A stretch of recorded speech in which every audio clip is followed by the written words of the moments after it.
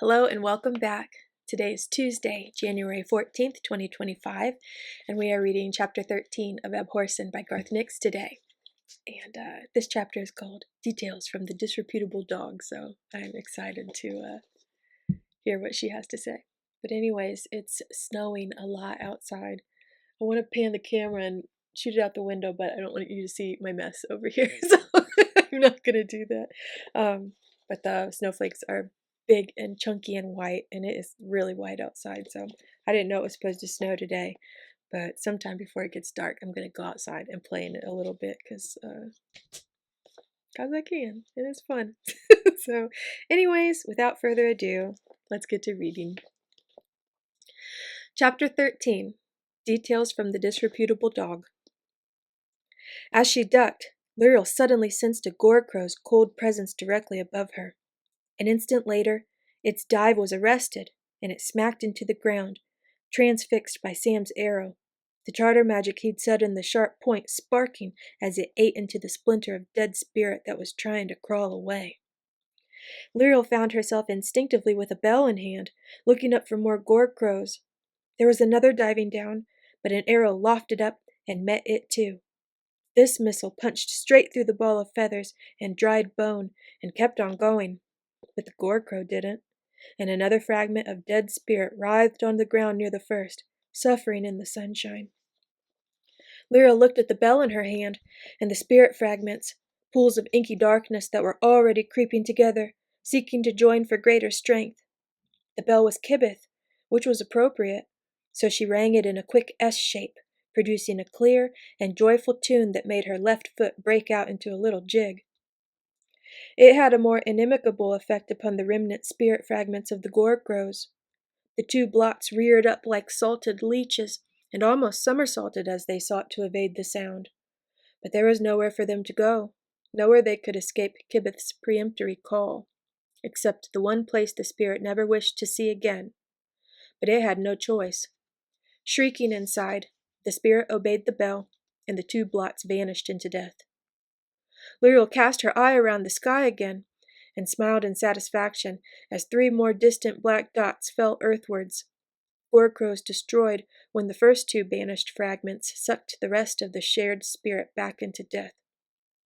Then she put the bell away, and walked forward to greet Sam, the disreputable dog taking a quick side trip to sniff at the crow feathers, to make absolutely sure the spirit was gone, and there was nothing worth eating. Sam, like the dog, also seemed extremely happy to see Lirael, and was even about to give her a welcoming hug, till he smelled the mud. That made him change his open arms into an expansive welcoming gesture. Even so, Lirael noticed that he was looking behind her for someone else. "Thanks for shooting the crows," she said. Then she added, "I lost Nix, Sam." "Lost him?" "There's a fragment of the destroyer inside him, and it took him over. I couldn't stop it. It almost killed me when I tried." "What do you mean a fragment of the destroyer? Inside him how?" "I don't know," snapped Lirael. She took a deep breath before continuing. "Sorry. The dog says that there's a sliver of the metal from one of the hemispheres inside Nicholas. I don't know any more than that, though it does explain why he's working with Hedge." "So where is he?" asked Sam. "And what are we going to do now?" "He's almost certainly on the barges Hedge is using to transport the hemispheres," replied Lirael. "To Ancelstier." "Ancelstier!" exclaimed Sam, his surprise echoed by Mogget, who emerged from Sam's pack. The little cat took several steps towards Lirael. Then his nose wrinkled, and he backed away. "Yes," said Lirael heavily, ignoring Mogget's reaction. "Apparently Hedge, or the destroyer itself, I suppose, knows some way to get across the wall. They're taking the hemispheres by barge as close as they can.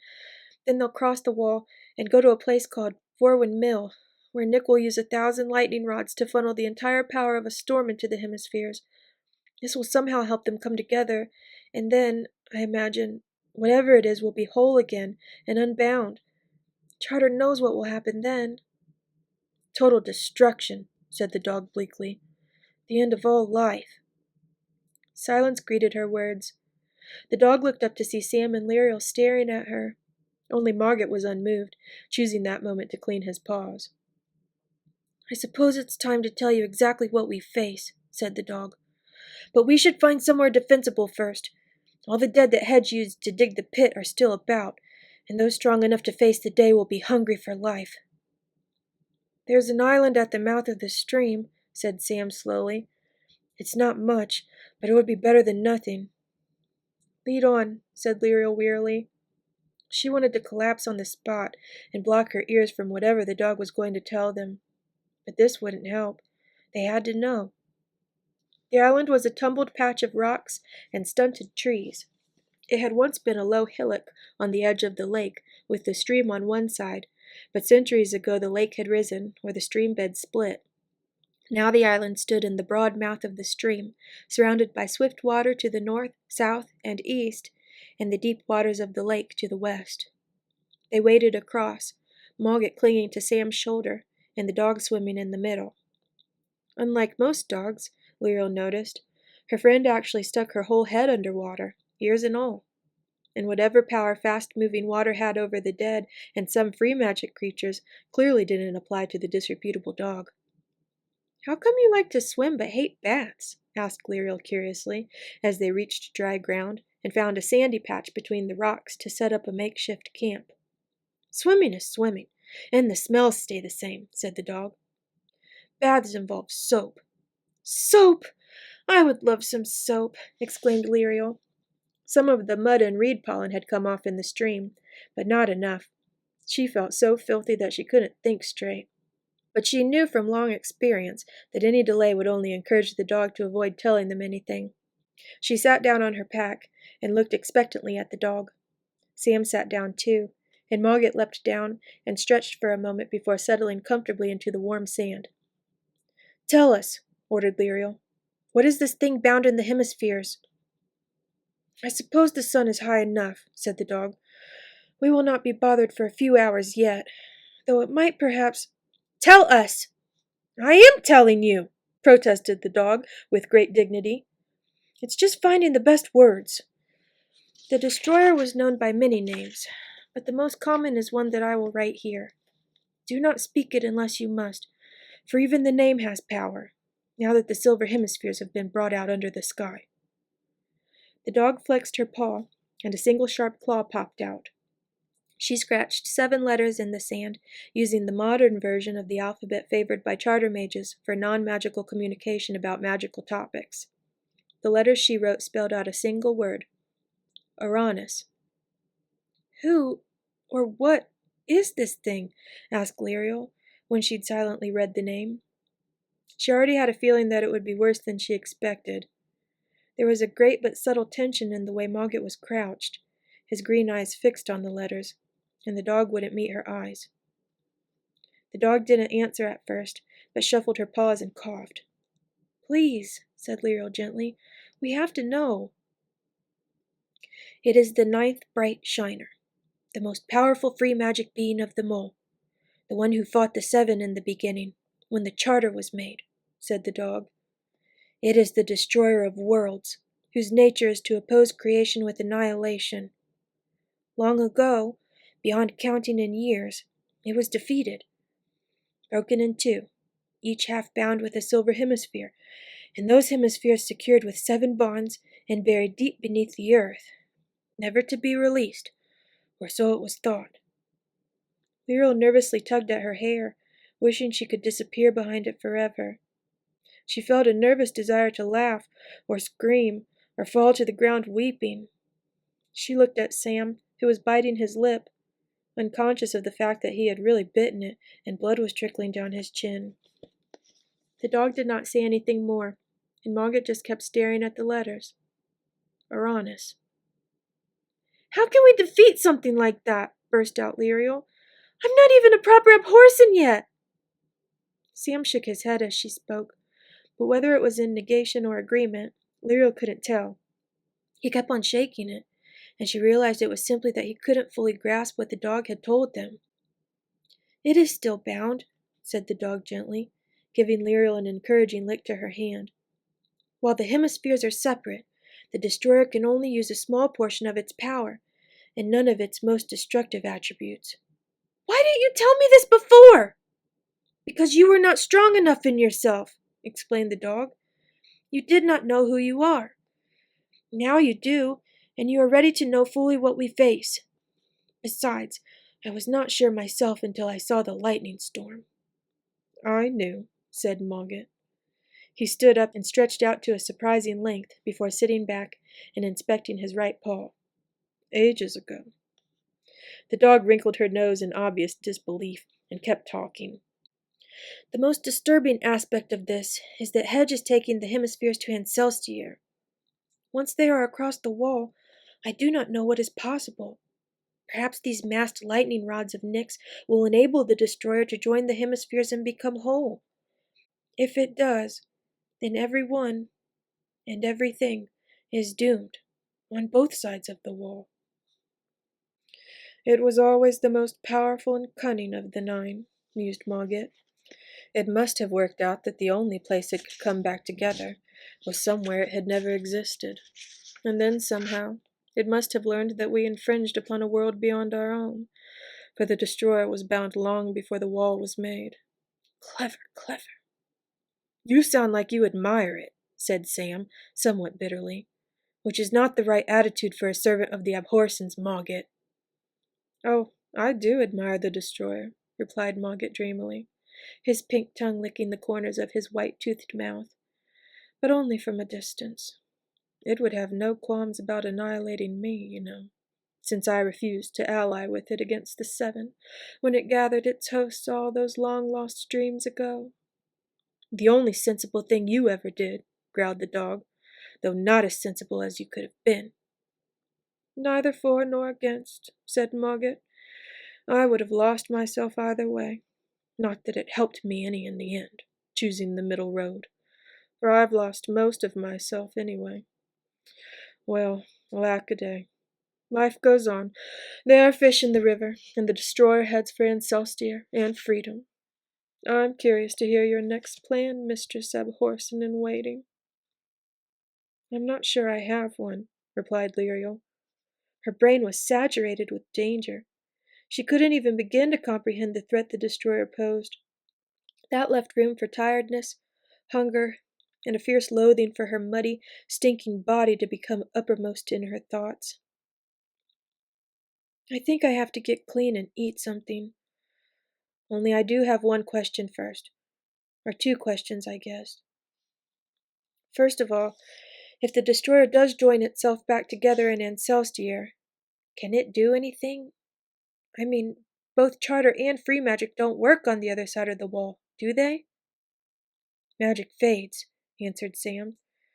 I could do charter magic at school, 30 miles south of the wall, but none at all in Corvier. It also depends on whether the wind blows from the north or not. In any case, the destroyer is a source of free magic in itself, said the dog. Her brow wrinkled in thought. Should it become whole and free, it could range wherever it wills, though I do not know how it would manifest itself beyond the kingdom. The wall alone could not stop it, for the stones carry the power of only 2 of the 7, and it took all of them to bind the destroyer in the long ago. That leads to my next question, said Lirael wearily. Do either of you know or remember exactly how it was split in 2 by the 7 and bound into the hemispheres? I was already bound, like so many others, sniffed Mogget.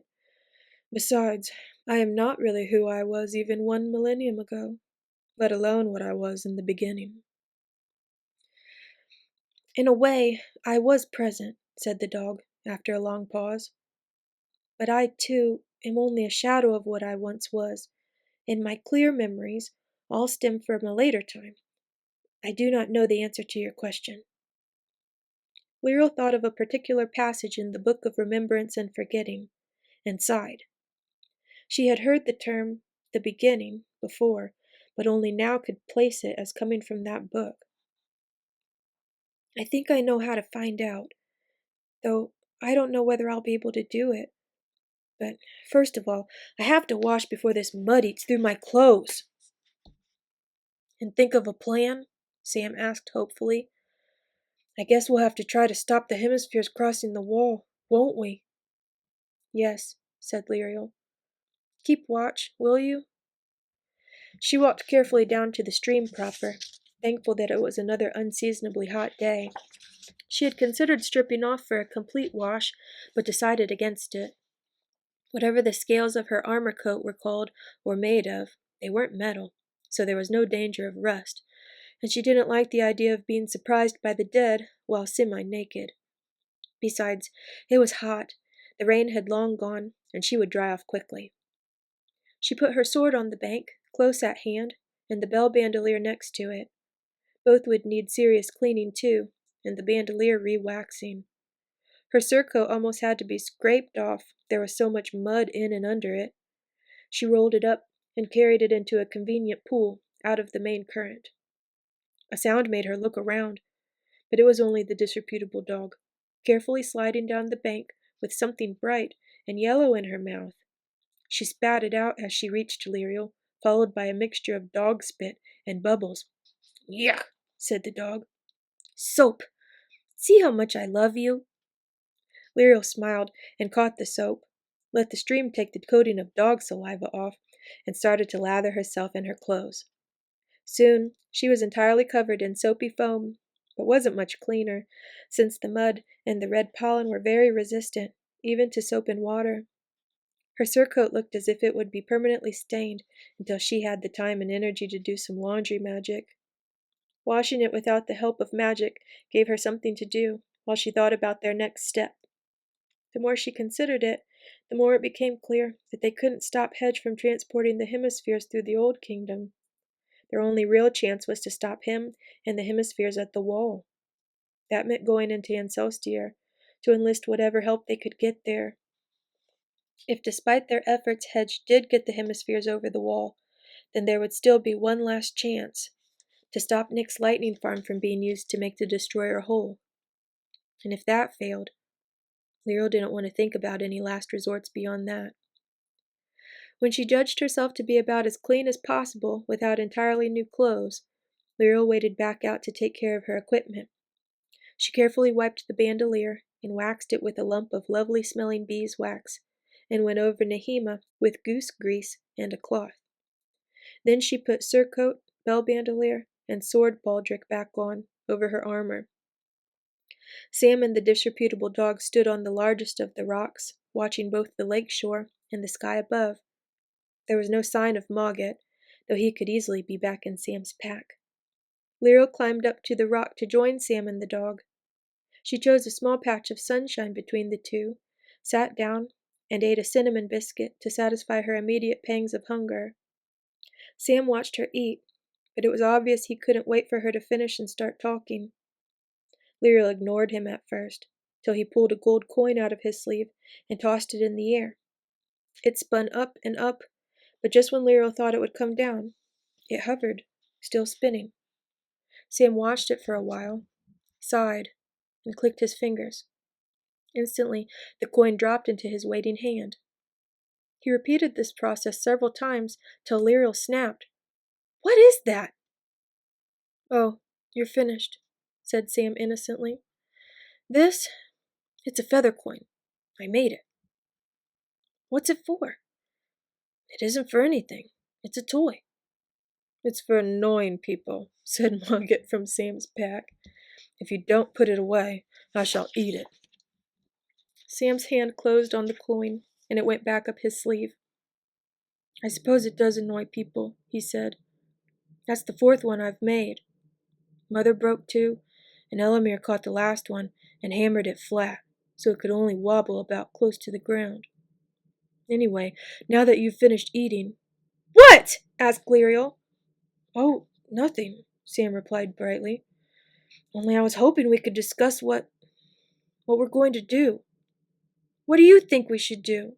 Lirael asked, suppressing the irritation that the feather coin had created. Despite everything, Sam appeared to be less tense and nervous than she expected. Perhaps he had become fatalistic, she thought, and wondered if she had as well. Faced by an enemy that was so clearly beyond them, they were just resigned to doing whatever they could before they got killed or enslaved. But she didn't feel fatalistic.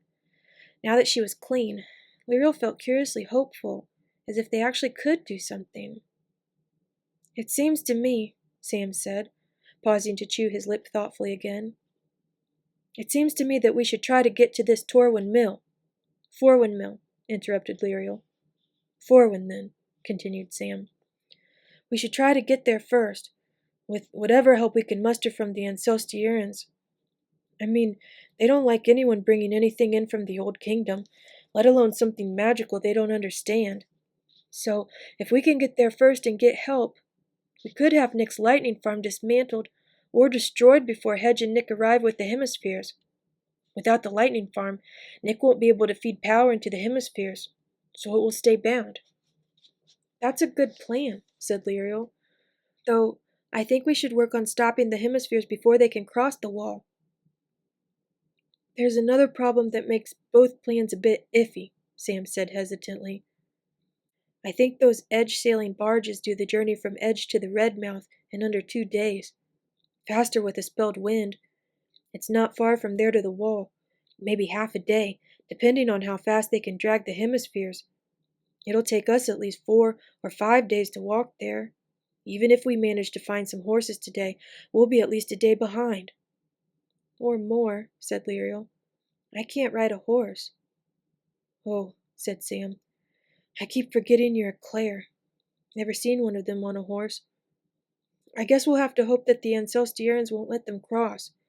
Though I'm not sure they could stop even Hedge by himself, unless there are a lot of crossing point scouts." Lirael shook her head. "Your friend Nick has a letter from his uncle. I don't know what a chief minister is, but Nick seemed to think that it would force the Ancestierans to allow him to bring the hemispheres across the wall." "How come he's always 'your friend Nick' when he makes things difficult?" protested Sam. "He is my friend, but it's the Destroyer and Hedge making him do all this stuff. It's not his fault." "Sorry," sighed Lirael. "I know it's not his fault, and I won't call him your friend Nick anymore. But he does have that letter, or actually, someone on the other side of the wall has it, who will be meeting them." Sam scratched his head and frowned in exasperation. "It depends on where they cross, and who's in charge," he said despondently. "I guess they'll be intercepted at the perimeter by a patrol, who will probably be all regular army and not scouts, and only the scouts are charter mages, so they might let Nick and Hedge and everyone go through the perimeter. I don't think any of the normal patrols could stop Hedge anyway, even if they wanted to. Only if we could get there first! I know General Tyndall well. He commands the perimeter, and we would be able to wire my parents at the embassy in Corvair, if they're still there." "Can we sail ourselves?" asked Lirael. "Where could we get a boat that's faster than the barges?" "Edge would be the closest," replied Sam. "At least a day north, so we'd lose as much time as we gained. If Edge is still there, I don't want to think about how Hedge got his barges." "Well, what about downstream?" asked Lirael. "Is there a fishing village or something?" Sam shook his head absently. There was an answer he knew. He could feel an idea just lurking out of reach. How could they reach the wall faster than Hedge and Nick? Land, sea, and air. "Fly!" he exclaimed, jumping up and throwing his arms in the air. "We can fly! Your owl charter skin!" It was Lirael's turn to shake her head. "It would take me at least 12 hours to make 2 charter skins. Maybe more, since I need some sort of rest first. And it takes weeks to learn how to fly properly." "But I won't need to," said Sam excitedly. "Look, I watched you making the barking owl skin before, and I noticed that there's only a few key charter marks that set how big it is, right?" "Maybe," said Lirael dubiously. "Well, my idea is that you make a really big owl, big enough to carry me and Mogget in your claws," continued Sam, gesturing wildly. "It wouldn't take any longer than it usually does. Then we fly to the wall, cross it, and take it from there." "An excellent idea," said the dog, her expression a mixture of surprise and approval. "I don't know," said Lirael. "I'm not sure a giant charter skin would work." "It will," said Sam confidently. "I don't suppose there's much else we can do," Lirael said quietly. So I guess I'd better give it a go. Where's Mogget? I'm curious to see what he thinks of your plan. It stinks, said Mogget's muffled voice from the shade below the boulder. But there's no reason why it won't work. There's one other thing I guess I might have to do later, Lirael said hesitantly. Is it possible to enter death on the other side of the wall? Sure, depending how far into Ancelstiar you go, just like with magic, Sam replied, his voice suddenly very serious. What is it you might have to do? Use the dark mirror and look back into the past, Lirael said, her voice unconsciously taking on some of the timbre of the Claire's prophecy. Back to the beginning, to see how the Seven defeated the Destroyer. And that is the end of chapter 13. So, that was another tough read, but I hope you enjoyed that reading. I enjoyed reading it. I will post the next chapter tomorrow evening at 8 p.m. Eastern Standard Time. Until then, I'm going to get something to eat, and then I'm going to look outside for a while and maybe drink some tea and let my voice rest. I'm feeling kind of if you know what I mean. Let's see. What did I want to say today? Oh, I remember what I wanted to say. One of our dear listeners and subscribers, I think, has started a YouTube channel and is posting her own videos of her reading. And I hope she doesn't mind me doing this, but I have enjoyed listening to her first few reads. So if you want to listen to someone else's favorite reads, I will post her channel below, and I would encourage you to take a look, because I think that what she is reading is valuable information for people, and I hope this doesn't make her nervous, and she's doing a great job, but I really like what she's doing, so take a look.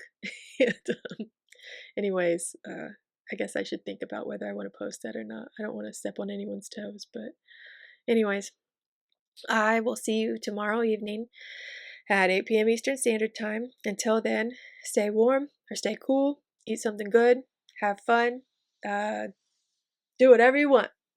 Yep. Take care, and as always, may your magic manifest.